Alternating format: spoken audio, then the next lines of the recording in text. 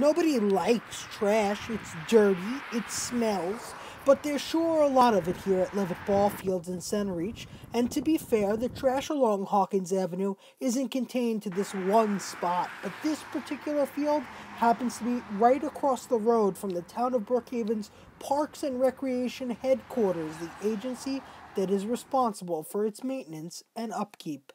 It was definitely this dead animal right near the entranceway that sparked my attention, so I took a stroll inside and followed this predominantly displayed entrance sign, and you can see the bottles, an old soup can, dirty napkins, a bunch of plastic bags, just trash that hadn't been cleaned up.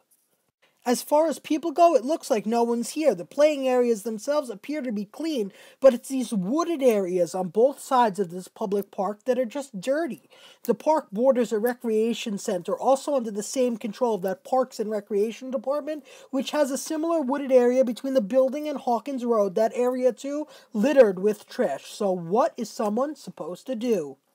Well, I walked across the street to the town's Parks and Recreation Administration building that's home to the department's commissioner and senior staff. I decided to turn off the cameras and walk through the front doors just like anybody would, asking when the last time the ball fields had been cleaned and when they believed they would be cleaned again.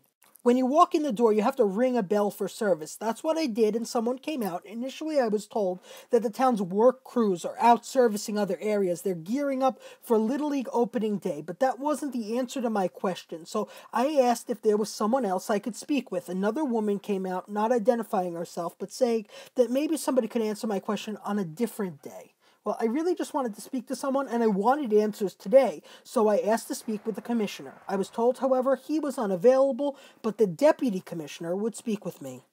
The next person to appear from the cubicle bullpen was a balding, middle-aged man. He began his conversation with, "What do you want?" Admittedly, I believed he was being playful. I didn't expect a public official to act in such a manner, but I soon realized playful just wasn't the case. This guy, Gerard Olson, the town's deputy commissioner for parks, recreation, sports, and cultural resources.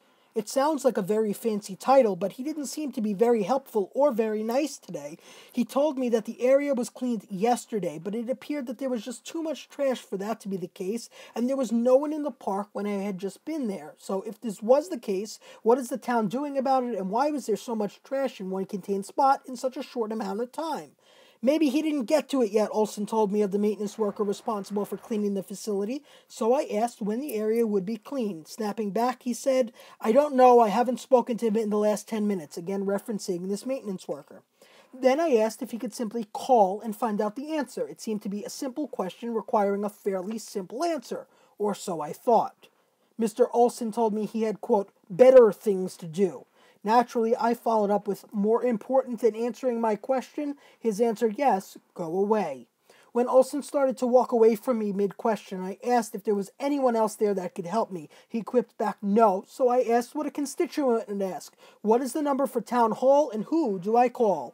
Look it up on the internet, he said. Go away and stop being a pain. I left the Centereach building, phone in hand, calling Brookhaven Town Supervisor Ed Romaine's office. His spokesman tells me that the supervisor will contact the Parks Commissioner and they will have an answer for us. Town records show that Olson was appointed to his job back in April of 2012 by the then town supervisor, Mark Lesko.